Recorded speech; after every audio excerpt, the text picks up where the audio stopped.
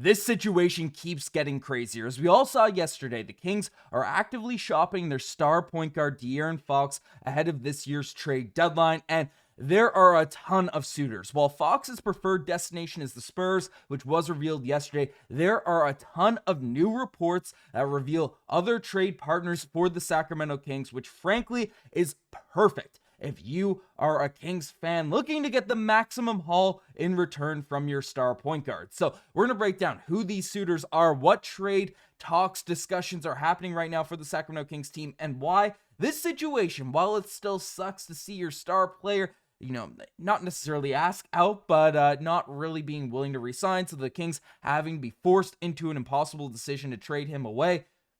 There's a lot of positive silver linings to this whole entire situation, and the Kings can get a massive, serious haul back in return. So lots of stuff to break down, but folks, if you want to stay up to date with all of the latest intel on this Kings situation, make sure to guys subscribe to Kings Digest. If you're part of the 83% that haven't hit the subscribe button just yet, we'll keep you up to date on all of the latest news regarding this whole trade saga, this Kings team moving forward. But this situation just keeps getting crazier. Obviously, if you guys didn't see it yesterday, Sacramento Kings, according to Shams Charania, are opening up talks to trade away De'Aaron Fox ahead of this year's February 6th trade deadline.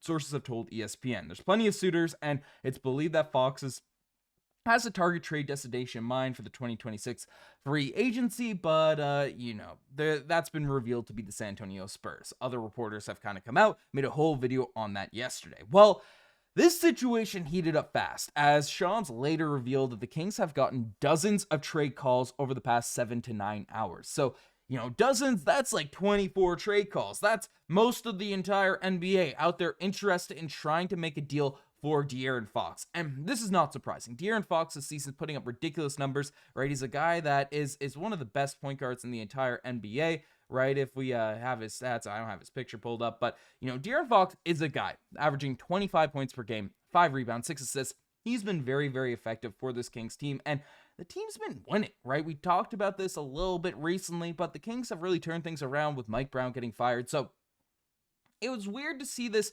come at this time specifically. The Kings did have a couple of losses recently, which may have forced this decision, but you gotta find those silver lines. You're Monte McNair, you gotta make the most out of these types of situations, and there are a lot of options now for the Sacramento Kings. So let's just dive into what's been going on, what's been said. So Evan Sideri came out and revealed, and multiple reports have also linked this, but basically the Magic are viewed as a potential sleeper team to pursue De'Aaron Fox ahead of this year's trade deadline. Orlando has the necessary players, prospects, and picks to make a very compelling offer. A quartet of Paolo, De'Aaron Fox, Franz Wagner, and Jalen Suggs could make serious noise. Now, I'm the Kings.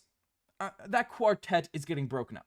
Again, I get why the Magic would only be willing to make this deal if they keep Franz and Paolo. You're not getting De'Aaron Fox if you're not adding Jalen Suggs to that mix. That's just the reality, or the Orlando Magic fans of that team, whatever you want to sort of run with, because yes, keep your top guys. They dealt with some injuries and stuff, but you're not keeping your elite defensive guard. If you're getting De'Aaron Fox, you're not getting him and, stealing away for a heist, right? He's averaging 60 points per game, one of the best on-ball defenders in the league in Jalen Suggs. He'd be a guy that would be a really nice centerpiece in return to the Sacramento Kings as one of these potential trade hauls. So Jalen Suggs would be a really cool piece. Again, he can't be the only piece. The Kings aren't unleveraged. They're not a team that's desperate here right now. They don't need to take these subpar offers. And with all the teams that are intrigued, are interested, it's, you don't have to sort of give in. So Tristan Da Silva is also a guy I'd want who's been a pretty strong rookie, made the rookie, Rising Stars team.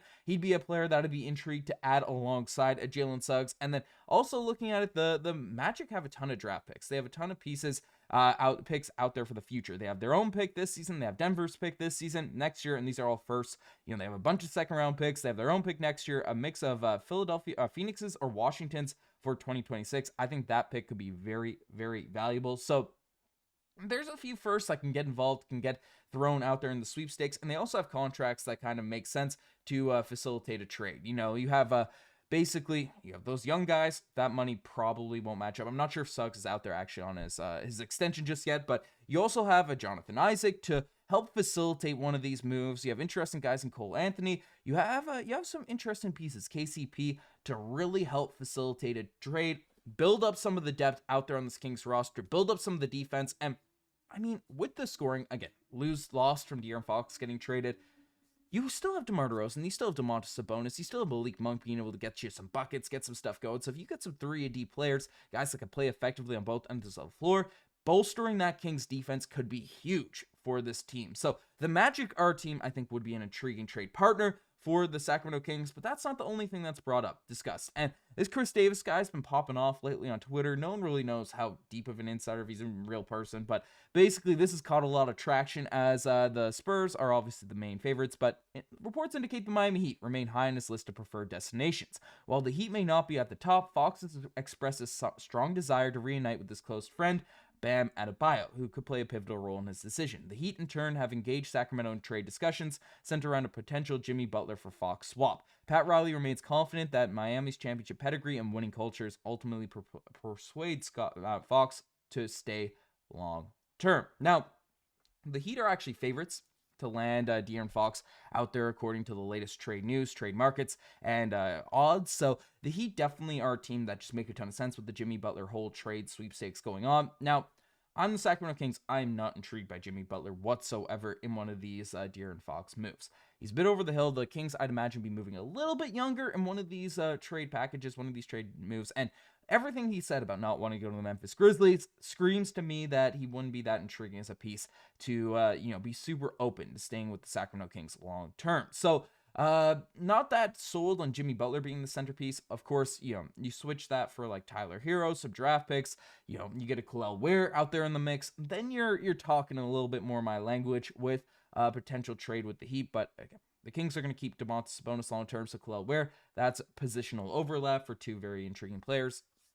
We can see Hero's defense would also be concerning because you're making this move. You want to fill some holes out there on this Kings roster. So it's not too super sold on that one. Of course, we talked about the San Antonio Spurs yesterday in terms of their players, the guys that they have. You get Vassell, you get Sohan, you get Castle. You get two of those three guys. You get some draft picks. That would be a very intriguing team to deal with. Even some of their fringe guys, Julian Champagnie. There's some interesting players out there on that roster, which would be an intriguing haul for this Kings team. Not going to dive too much into them because I imagine we'll be talking about them a lot over the coming days. But that last team that's out here in the odds in terms of favorites, in terms of stuff that's going on here, is the Minnesota Timberwolves. Now, the Rockets are also a team we could discuss. Lots of teams to discuss, but the T-Wolves, I think, are a team that's getting slept on out there by Kings fans as a legitimate destination. Now, you're not getting Ant. That seemed fortunate part of this, but Julius Randle can put up some buckets. He's an expiring contract. He's will help some of the scoring out there at the forward position. Again, the Kings need a bit more forward depth. I'd want Naz Reid on this team. We saw the dynamic duo of our trio of Rudy Gobert, Karl-Anthony Towns, and Naz Reid be very effective, and Naz Reid's on a very reasonable contract and is a very effective kind of floor spacing scoring big man that plays defense. Just one of the more valuable players out there in the entire NBA. DiVincenzo, I'm not sure Kings fans are super interested in bringing him back, but Jaden McDaniels out there on the wing, having a weird season this year, might be a buy low opportunity on him. His contract is a little bit scary, but the piece that beyond some of the draft picks at the Minnesota Timberwolves, they don't have a ton, but the intriguing piece really in this one, they trade away a bunch of their picks for even this guy, but Rob Dillingham, he's been playing a lot better as of late. He's the 8th pick in this year's NBA draft, has shown some flashes of being a really, really effective player. Hasn't been a key rotation piece for the entire course of the season, but he's been good as of late for this Minnesota Timberwolves team. Not saying he's the centerpiece, not saying this is the perfect trade partner, but if you could amalgamate some form of Naz Reid, Rob Dillingham, some of these defensive guys out there on the wing, and find a way to get some draft capital, it's not the worst trade in the world. And we'll see what the market's kind of settling at for De'Aaron Fox out here at this point. So let me know what you guys think about all this in the comment section down below. Things are getting crazier right now for this Kings team. So hit that subscribe button so you don't miss a single thing that's going on with this squad, with this team here now at this point. But you guys are the best thing as far. Subscribe to the channel. I'm signing out. Cheers.